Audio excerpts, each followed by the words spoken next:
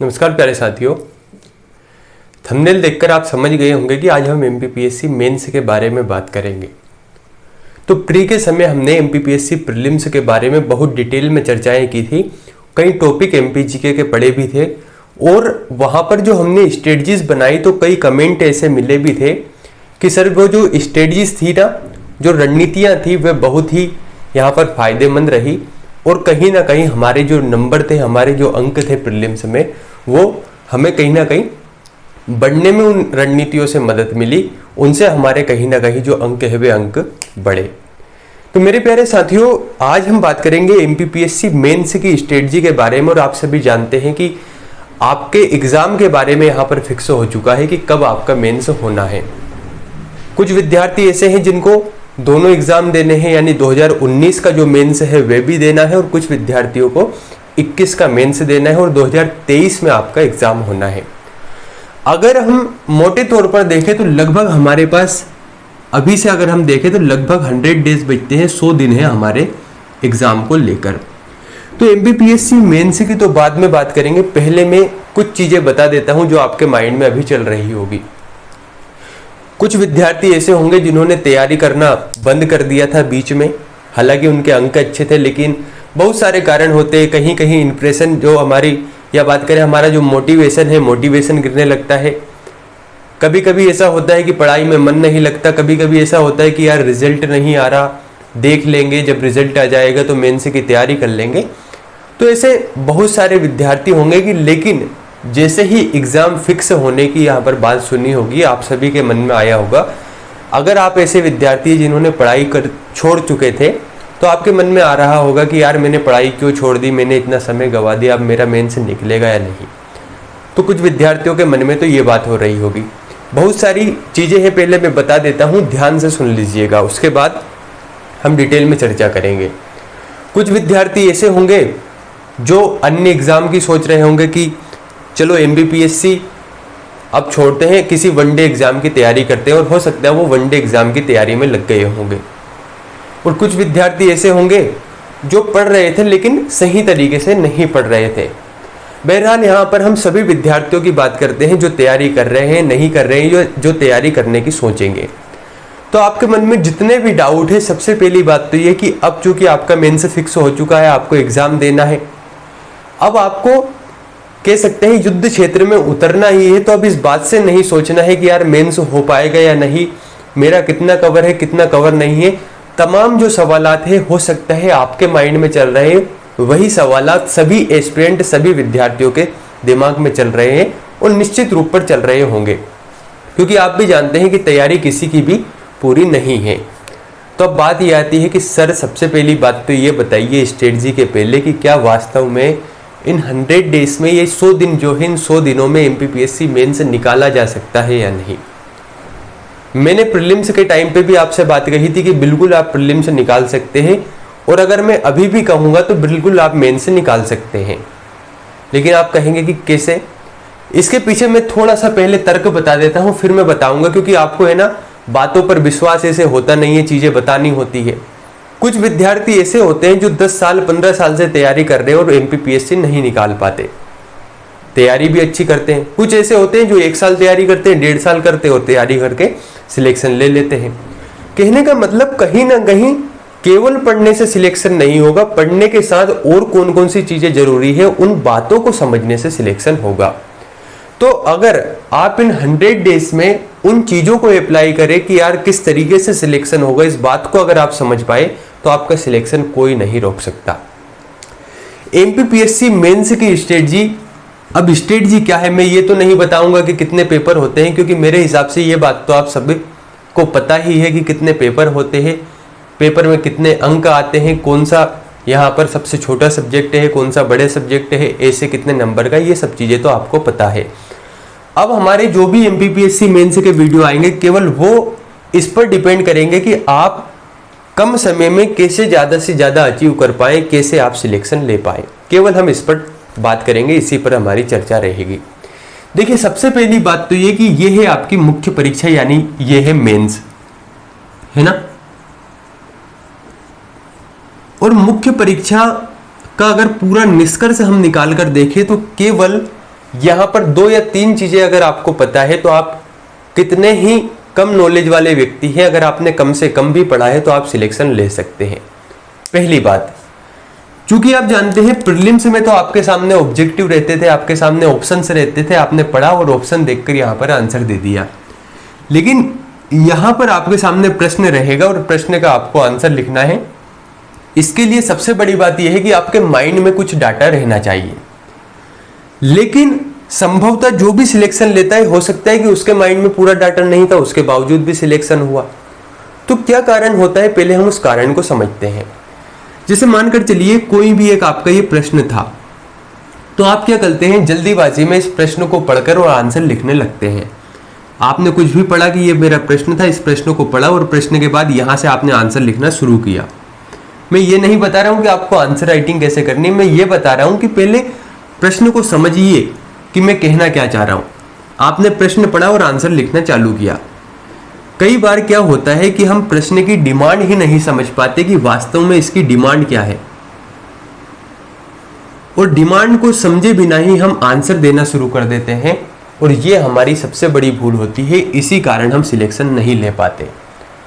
आपके पास इतना ज्ञान है कि हो सकता है किसी व्यक्ति के पास इतना नॉलेज नहीं हो, लेकिन आप अगर कहीं पर पीछे रह रहे हैं तो सबसे बड़ी बात यह है कि आप इस डिमांड के पीछे रह रहे हैं कि आप प्रश्न को समझ ही नहीं पाते कि आखिर यहां पर पूछा क्या जा रहा है। जैसे हम किसी टॉपिक को समझते हैं, पहली बात तो यह कि टॉपिक को हम बाद में लेंगे, पहले इतना समझिए कि किसी भी प्रश्न को पढ़े तो केवल एक बार ना पढ़ के कम से कम 2 से 3 बार उस प्रश्न को बहुत अच्छे ढंग से पढ़िए। समझिए कि आखिर प्रश्न कहना क्या चाह रहा है। अगर प्रश्न पूछा गया है तो उसका मेन पॉइंट क्या है जिसे हम समझ सकते हैं।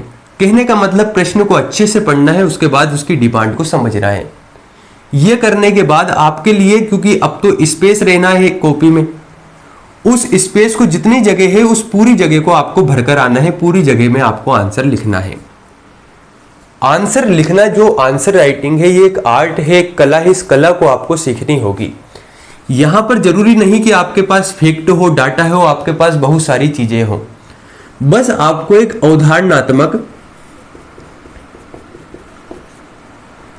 अवधारणात्मक जो समझ होती है ना, ये थोड़ा सा डेवलप करना होगा और आप मेंस आसानी से निकाल पाएंगे। अब कहेंगे कि सर आपने क्या क्या बातें कह दी, हमें कुछ समझ में नहीं आई, अब थोड़ा सा एग्जाम्पल के पॉइंट ऑफ व्यू से बताइए। देखिए, मैं एक टॉपिक लेता हूं, इतिहास का हम एक टॉपिक मानकर चलते हैं। इतिहास में आपने सबने पढ़ा होगा हड़प्पा सभ्यता, जो हमारा पहला टॉपिक है। हड़प्पा के बारे में हम बात करते हैं। तो देखिए, अब आपके पास है केवल 100 डेज, और इस 100 डेज में केवल आपको हड़प्पा नहीं पढ़ना है, बल्कि पूरा इतिहास पढ़ना है, पूरी ज्योग्राफी पढ़नी है, इसके साथ ही साइंस पढ़ना है, एथिक्स पढ़ना है, निबंध पढ़ना है, हिंदी पढ़ना है, और भी बहुत सारी चीजें। चाहे हम आपदा प्रबंधन की बात करें, चाहे हम दर्शन शास्त्र में कुछ अन्य विषयों की बात करें, लोक प्रशासन की बात करें, सभी चीजें आपको डिटेल में पढ़नी है। यानी आपके पास बहुत ही सीमित समय है, और इस सीमित समय में आपको असाधारण प्रतिभा दिखानी है, आपको बहुत अच्छा बताना है। लेकिन अच्छी बात यह है कि ये 100 दिन केवल आपके पास नहीं, बल्कि सभी विद्यार्थियों के पास इतना ही दिन है, 100 डेज। तो इस 100 डेज में हम कैसे तैयार करें, कैसे पढ़ाई करें कि हमारा सिलेक्शन हो पाए और हम सभी प्रश्नों को सोल्व कर पाए। तो अभी तक एक बात आपको समझना होगी कि अगर हम हड़प्पा सभ्यता की बात करें, तो कोई भी टॉपिक की अगर हम बात करें तो उस टॉपिक में से लगभग 6 या 7 चीजें ही ऐसी होती है जो एग्जाम में पूछी जाती है। अगर इस हड़प्पा सभ्यता से प्रीलिम्स की मैं बात करूं तो प्रीलिम्स में कुछ भी पूछा जा सकता है। पूछ लिया जाएगा कि इसका क्षेत्रफल कौन सा है, सबसे बड़ा शहर कौन सा है, बहुत सारी चीजें पूछने के लिए। यानी यहां पर अनंत चीजें हैं जो पूछी जा सकती है। लेकिन मेंस के दृष्टिकोण से मैं बात करूं तो 90% डाटा ऐसा है जो अगर हम टॉपिक छांट ले तो प्रश्न वहीं से आएगा। जैसे उदाहरण के लिए समझिए, एक प्रश्न हमने बना लिया इसकी सामाजिक व्यवस्था, एक हमने बना लिया इसकी आर्थिक व्यवस्था, एक हमने बना लिया राजनीतिक व्यवस्था, एक हमने यहां पर बना सकते हैं जो एक थोड़ा सा महत्वपूर्ण है, नगरी। या नगरी की साथ ही अगर हम बात करें तो यहां पर जल निकासी व्यवस्था। क्योंकि आप देखते हैं यहाँ की एक महत्वपूर्ण व्यवस्था थी जल निकासी। चाहे तो हम यहाँ की नगरीय व्यवस्था की बात करें या हम यहाँ पर जल निकासी व्यवस्था की बात करें, एक प्रश्न हम बना सकते हैं उद्भव और एक प्रश्न हम बना सकते हैं पतन। अब मुझे एक बात बताइए, सामाजिक, आर्थिक, राजनीतिक, एक और हम यहां पर बना सकते हैं धार्मिक। एक बात सोचकर देखिए कि अगर एमपीपीएससी मेंस में 3 मार्क या हम बात करें छोटे प्रश्नों को अगर हम छोड़ दें तो क्या जो अन्य प्रश्न हैं इसके अलावा कहीं बाहर जाने वाले हैं? अगर प्रश्न बड़ा रहा तो हो सकता है उसमें बोल दिया जाएगा कि हड़प्पा सभ्यता की सामाजिक एवं आर्थिक व्यवस्था को बताइए, 2 चीजों को एक साथ बता दिया। छोटा रहा तो पूछ लिया जाएगा कि सामाजिक व्यवस्था को बताइए। कहने का मतलब अगर हम टॉपिक को पढ़ना जानते हैं और समझ जाए कि यार प्रश्न क्या बन सकता है। आपने अगर यहां पर हड़प्पा सभ्यता से इन 8 टॉपिक को छांट लिया तो मुझे बताइए अब मुश्किल क्या है? आप पूरे हिस्ट्री में से लगभग ऐसे 300 या 400 टॉपिक ही छांट पाएंगे जिनके उत्तर अच्छे से लिख लीजिए। 80 से 90% चीजें वहीं से रहेगी। डायरेक्ट नहीं पूछा जाएगा लेकिन चीजें वहीं से रहेगी। आप एक बार लिखने का तरीका समझ जाएंगे और आपके सामने अगर क्वेश्चन आता है, प्रश्न अगर पूछा जाता है तो आपको असुविधा नहीं रहेगी। तो कहने का मतलब हमें पता लग जाएगा कि हर चीज जो होती है, जो टॉपिक होता है, जैसे कि अगर मैं बात करूं इसके बाद अगर मैं वैदिक काल की बात करूं तो वैदिक काल में भी पूछा जा सकता है यहाँ की सामाजिक व्यवस्था, यहाँ की आर्थिक व्यवस्था, यहाँ की राजनीतिक व्यवस्था, यहाँ का जैसे बात करें वैदिक काल के उद्भव के बारे में बताइए किसका मत क्या है। ठीक है, इसके साथ ही वैदिक काल में धार्मिक व्यवस्था एक महत्वपूर्ण प्रश्न बन सकता है यहां से। नहीं तो पता लग रहा है आप हिस्ट्री को पढ़ने में ही ये 100 डेज निकाल दे, क्योंकि 100 डेज में भी हिस्ट्री कंप्लीट नहीं होगी अगर आप डिटेल में पढ़ने लगे तो। पता लगा आप संगम काल में उलझ गए, वहीं पर आप घोड़ों पर दौड़ लगा रहे हैं, वहीं पर आप रथों को चला रहे हैं, वहीं पर आप किसी महाकाव्य को या बात करें कर सकते हैं हम किसी ग्रंथ को पढ़ने लग गए और वहीं पर आप पढ़ते पढ़ते पूरे 100 डेज निकाल दिए, तो ऐसे आपका सिलेबस कभी पूरा नहीं होगा। थोड़ा सा हमें सही समझ के साथ चीजों को करना है, क्योंकि मैंने पहले भी कहा कि हो सकता है कोई 10 साल से तैयारी कर रहा है वो सिलेक्शन नहीं ले पाएगा, कोई कम समय में भी सिलेक्शन ले लेगा। तो उस कम समय में सिलेक्शन लेने के पीछे यही कुछ मौजूदा कारण होते हैं। तो एक बात तो हमें क्या समझनी है कि हर टॉपिक से क्या क्या प्रश्न बन सकते हैं, इसकी हमें एक आधारभूत एक बेसिक समझ होनी चाहिए। ये हम पुराने प्रश्न पत्रों से देख सकते हैं या अन्य चीजों से देख सकते हैं। दूसरा, अब आपके दिमाग में आएगा कि सर हम क्या इसके लिए टेस्ट सीरीज दें? टेस्ट सीरीज की बात आती है, देखिए टेस्ट सीरीज देना अच्छा भी है और हो सकता है इससे आपको नुकसान भी हो जाए। नुकसान किस पॉइंट ऑफ व्यू से मैं बोल रहा हूं वो समझिए। अगर आप ऐसी टेस्ट सीरीज दे रहे हैं जैसे मान लीजिए 6 आपके पेपर है और टेस्ट सीरीज ऐसी दे रहे हैं जिसमें आप 6 दिन में आपकी पूरी टेस्ट सीरीज समाप्त हो जाएगी, तो वर्तमान में ये टेस्ट सीरीज आपके किसी काम की नहीं है। क्यों? क्योंकि आपको पूरा सिलेबस अभी याद नहीं है, तो आप इस टेस्ट सीरीज को देने आएंगे और पता लग रहा है कि आप यहां पर 100 नंबर भी नहीं ला पा रहे हैं। तो बेहतर यह है कि अगर आप टेस्ट सीरीज दे रहे हैं तो टॉपिक वाइज टेस्ट सीरीज दीजिए, जो लगभग आज से ही अगर शुरू हो रही है तो संभावना आपके एग्जाम तक चले। क्योंकि वहां पर आप जैसे मान लीजिए आपको टॉपिक दे दिया जाएगा कि हड़प्पा सभ्यता और वैदिक काल से संबंधित 3 दिन बाद आपकी टेस्ट सीरीज होना है, तो आप 3 दिन में दोनों टॉपिक को अच्छे से पढ़ लेंगे। इस तरीके से टॉपिक को छांट लेंगे, आप बार बार लिखकर प्रैक्टिस कर लेंगे, टेस्ट सीरीज देकर आएंगे और चीजें आसान हो जाएगी। तो हमको ये वाली जो टेस्ट सीरीज है इसको अपनाना है। एक काम तो आपको ये करना है। दूसरी बात की सर अगर हम टेस्ट सीरीज नहीं दे तो फिर अभी क्या करें, किस तरीके से पढ़ाई करें? तो अगर आप टेस्ट सीरीज नहीं दे रहे तो अक्टूबर और नवंबर ये जो 2 महीने हैं, ये 2 महीने आपको बिल्कुल जमकर तैयारी करनी होगी, बहुत ही लगन के साथ तैयारी करनी होगी।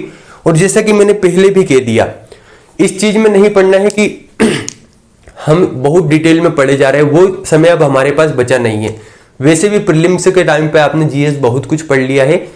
अगर आपको सबसे ज्यादा अंक यहां पर प्राप्त करने हैं तो आपको जो लास्ट के पेपर है जैसे कि एथिक्स हो गया, हिंदी हो गया, साइंस हो गया और ऐसे हो गया, यहां पर कम से कम सिलेबस है और इस कम से कम सिलेबस में आप ज्यादा से ज्यादा अंक अर्जित कर सकते हैं, प्राप्त कर सकते हैं, बशर्ते कि आप उन महत्वपूर्ण बिंदुओं को समझ जाए जहां से प्रश्न बनता है। क्योंकि मैंने जैसे हिस्ट्री से बताया आपको कि बहुत डिटेल है, आप कब तक पढ़ेंगे चीजों को, इतना याद भी नहीं रख सकते। एक काम और करना है आपको, जैसे ही आप पढ़ते जाएं तो पढ़ते पढ़ते आपको क्या करना है, जैसे मान लीजिए, आपने उदाहरण के लिए समझ कर देखिए, आपने पढ़ा हड़प्पा सभ्यता की सामाजिक व्यवस्था। तो हड़प्पा सभ्यता की जब सामाजिक व्यवस्था पढ़ रहे, तो पढ़ने के बाद आपने चीजों को समझा, थोड़ा बहुत याद किया। याद करने के बाद आपको शॉर्ट नोट्स साथ में बनाते चलना है। शॉर्ट नोट्स कैसे? आपको पता है कि सामाजिक व्यवस्था में मुझे 5 पॉइंट लिखना है, पहला, दूसरा, तीसरा, चौथा और 5वां। तो आपने पढ़ लिया, समझ लिया अच्छे से। तो यहां पर पहले पॉइंट में लिखिए कि यहां पर मात्र सत्तात्मक समाज था। दूसरे पॉइंट में जो भी आपने चीजें पढ़ी कि समतामूलक समाज था। तीसरे पॉइंट में आपने जो भी चीज यहां पर पढ़ी उन चीजों को लिख दीजिए। इससे होगा क्या कि जब आप इन पॉइंट को लिखकर रखेंगे, तो आप जब रिवीजन करेंगे और रिवीजन करने के बाद जब आप टेस्ट सीरीज देंगे, तो आपके लिए चीजें याद रहेगी।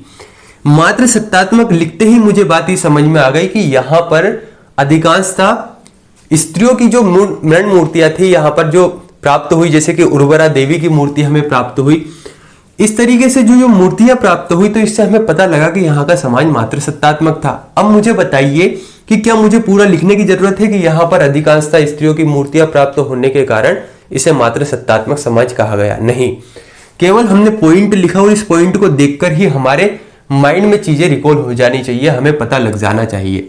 समतामूलक समाज देखते ही हमें समझ में आ जाना चाहिए कि समाज की कैसी स्थिति थी, कितने वर्गों में बटा था, अगर वर्ग नहीं थे तो क्या थे। इस तरीके से 4-4, 5-5 पॉइंट आप यहां पर लिखकर रख लीजिए। इससे क्या होगा कि जब आप रिवीजन करेंगे, तो रिवीजन करते समय आपके पास बहुत आसानी रहेगी, वरना एग्जाम के 5 दिन पहले पता भी नहीं लगता है कि समय कब निकल गया। इसलिए बेहतर यह है कि हमें ये शॉर्ट नोट से बनाकर चलना है। एक चीज तो ये हो गई। अब दूसरा पॉइंट समझकर देखिए, जो मैंने पहली बार में चर्चा की थी कि आपको किस प्रकार से यहां पर डिमांड के अनुसार काम करना है। कई बार क्या होता है कि विद्यार्थी से पूछा गया कि हड़प्पा सभ्यता की आर्थिक व्यवस्था के बारे में चर्चा कीजिए। आंसर लिखना यहां से उसने प्रारंभ किया। एक बात समझकर देखिए, आर्थिक व्यवस्था के बारे में प्रश्न पूछा गया है, तो हमें केवल क्या लिखना है? आर्थिक व्यवस्था के बारे में लिखना है। लेकिन जब मैं विद्यार्थियों की कॉपियां देखता हूं, वहां पर कॉपी चेक करता हूं, तो कॉपी चेक करते समय मुझे बहुत सारी चीजें दिखती है। ये आपको पता है कि आपको इसके बारे में बहुत सारा नॉलेज है कि सर हमें पता है कि उसका उद्भव कैसे हुआ, इसका पतन कैसे हुआ, यहाँ की नगरीय सभ्यता कैसी थी, यहाँ का राजनीतिक जीवन कैसा था, ये आपको पता है। लेकिन सबसे बड़ी गलती आपकी यह है कि ये केवल आपको नहीं पता, आपको ऐसा लगता है कि सिर्फ मुझे पता है, किसी अन्य को नहीं पता, बल्कि सभी को ये बातें पता होती है। तो आपका यहां पर जो मेन कर्तव्य बनता है, कर्तव्य यह है कि आप आपके ज्ञान को बताने की कोशिश ना करें। आपको हमेशा ऐसा लगता है कि यार मुझसे आर्थिक व्यवस्था पूछा गया, मुझे इसके बारे में कम पॉइंट पता है, मैं सामाजिक के डाल देता हूं, मैं राजनीतिक के डाल देता हूं। यह आपकी सबसे बड़ी भूल होती है। आपको करना क्या चाहिए? अगर अर्थव्यवस्था के बारे में पूछा गया है, तो आपको केवल अर्थव्यवस्था से संबंधित चीजें ही बताना चाहिए। अर्थव्यवस्था का मतलब क्या है? अर्थव्यवस्था से तात्पर्य यह है कि यहां पर व्यापार कैसे चलता था, यहां पर अर्थव्यवस्था का मुख्य साधन क्या था। आपको एक बात पता लगेगी यहां पर कि जैसे यहां पर नगरीय सभ्यता थी, तो आपको यह नहीं लिखना कि यहां पर नगरीय सभ्यता थी। आपने नगरीय सभ्यता लिखा और नगरीय सभ्यता को लिखने के बाद आप शुरू हो गए कि यहां पर नगर ऐसे बटे थे, मोहनजोदड़ो ऐसे था, राखी गढ़ी ऐसे था, हड़प्पा सभ्यता जो हड़प्पा नगर ऐसे था, यहां पर चंदहुदड़ो ऐसे था। यह आपकी सबसे बड़ी गलती होती है। आप क्या करते हैं? हड़प्पा से एक पॉइंट छापा, नगरीय सभ्यता को छापने के बाद यहां पर शुरू हो गए। यह आपकी सबसे बड़ी गलती, और आपको लगता है कि मैं तो पूरी कॉपी भरकर आया हूं, नंबर पूरे मिलना है। कॉलेज के दिन गए जब आप बीए, बीएससी, बीकॉम ये चीजें करते थे और वहां पर कॉपियां छाप छाप कर आते थे और अंक मिलते थे, वो समय अब नहीं रहा। अब केवल आपको जो पूछा गया है वही लिखना है, जो पूछा जाता है केवल वही लिखना है। इस बात को ध्यान रखना, केवल वही लिखना है। अर्थव्यवस्था का हमारा मतलब यह है, मैं आंसर नहीं लिख के बताऊंगा, लेकिन बातों को समझिए। यहां पर पूछा यह जा रहा है कि यहां पर आखिरकार जो पैसे थे, उन पैसों का प्रबंधन कैसे होता था, यहां पर व्यापार कैसे होता था, यहां पर किस पर आश्रित थी पूरी अर्थव्यवस्था। क्या ये नगरीय सभ्यता थी तो क्या यहां पर कृषि प्रधान थी या यहां पर उद्योग प्रधान थे? क्या यहां पर बात कर सकते हैं पशुपालन प्रधान थे या यहां पर कुछ और चीजें थी? जैसे अगर सामाजिक व्यवस्था पूछी जाती है, तो सामाजिक व्यवस्था में यह नहीं बताना है कि यहां पर जो नगर था ये नगर इतने उसमें विभाजित था या यहाँ का उद्भव ऐसे हुआ। सामाजिक व्यवस्था का सीधा सा मतलब ये कि समाज में लोग कैसे रहते थे, किस तरीके से लोग एक दूसरे पर आश्रित थे, कैसे इनका जीवन चलता था। तो समझने का थोड़ा सा प्रयास कीजिए। ये बात बहुत जरूरी है समझने के लिए। अगर आप इस बात को आज ही समझ गए ना, तो ये 100 दिन अगर आप इसी के हिसाब से तैयारी करेंगे तो आपका सिलेक्शन होने से कोई नहीं रोक सकता। और अगर आप डिमांड के हिसाब से काम नहीं करेंगे तो आप फिर कितना ही पढ़ लीजिए, आपके काम की कोई चीजें होगी ही नहीं।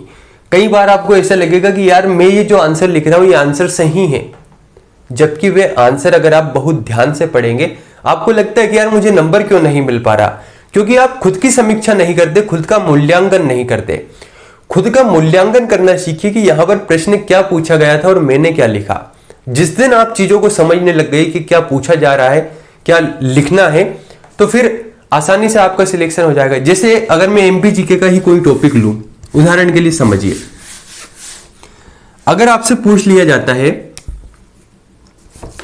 हम एमपी जीके में ही बात करते हैं, किसी पठार के बारे में चर्चा करते हैं, जैसे मालवा पठार। ये इसलिए क्योंकि अभी आप सभी को ये चीजें पता होगी। अब यहां पर मालवा के पठार में हम दो चीजें देख सकते हैं, दो यहां पर मैं कॉलम बना सकता हूं। दोनों चीजें ऐसी हैं जो आपको लगेगी कि महत्वपूर्ण है, लेकिन यहां पर कहीं ना कहीं चीजें थोड़ी सी भिन्न देखने को मिलेगी। ये वाला टॉपिक हम लेकर चलते हैं, यहां पर हम मुख्य बातों को लिखेंगे जहां नंबर मिल सकते हैं, और यहां पर हम लिखेंगे उन बातों को जो रहेगी मालवा के पठार से संबंधित, लेकिन अंक मिलने के चांसेस कम रहेंगे। देखिए, जैसे सबसे पहली बात, मालवा के पठार के बारे में अगर मुझे बताना हो तो सीधी सी बात है, मालवा के पठार में सबसे पहली बात बताइए, सबसे बड़ा, पहला पॉइंट हमने डाल दिया। दूसरा पॉइंट हमने यहां की सबसे ऊंची चोटी के बारे में लिखा, सबसे ऊंची चोटी के बारे में लिखा। और जब सबसे बड़ा लिखे तो उस समय आप इसका क्षेत्रफल लिख दीजिए। तीसरा जो पॉइंट है, तीसरा पॉइंट हम इसे कह सकते हैं गेहूं की टोकरी या गेहूं ढलिया पठार इसे कहा जाता है। केवल 5 पॉइंट हमें लिखना है, तो हमने ये 3 महत्वपूर्ण पॉइंट यहां पर लिख दिए। अब इधर आकर देखिए, हम इसी मालवा के पठार के बारे में चीजों को लिखेंगे, लेकिन यहां पर देखिए कैसे यहां पर अंक नहीं मिलेंगे। जैसे यहां पर आपने लिखना शुरू किया कि जो मालवा का पठार है, यह पठार मध्य प्रदेश के पश्चिमी, या अगर हम बात करें उत्तर पश्चिमी क्षेत्र में अवस्थित है, उत्तर पश्चिमी क्षेत्र में अवस्थित है, जिसके पूर्व में बुंदेलखंड तथा जिसके दक्षिण में नर्मदा सोन घाटी अवस्थित है। अब आप मुझे एक बात सोचकर बताइए, क्या इन सभी चीजों को देखने के बाद आप अंक दे पाएंगे?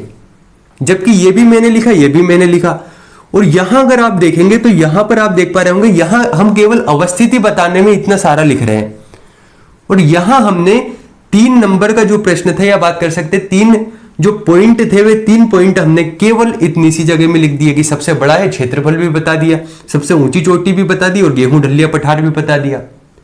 कहने का मतलब यह है कि जब आप डिमांड के अनुसार काम करने लगेंगे तो निश्चित तौर पर सिलेक्शन होगा। आज के लिए हम सेशन को यहीं पर रोकते हैं। कुछ भी आपके डाउट है तो आपको कमेंट करना है, हम उस पर विस्तृत रूप से चर्चा करेंगे। और अच्छे से पढ़ाई करना है, अब कुछ भी नहीं सोचना है कि सिलेक्शन होगा कि नहीं होगा, वो हम बाद में देखेंगे। अब हमें पूरा हमारा 100% देना है। बहुत बहुत धन्यवाद।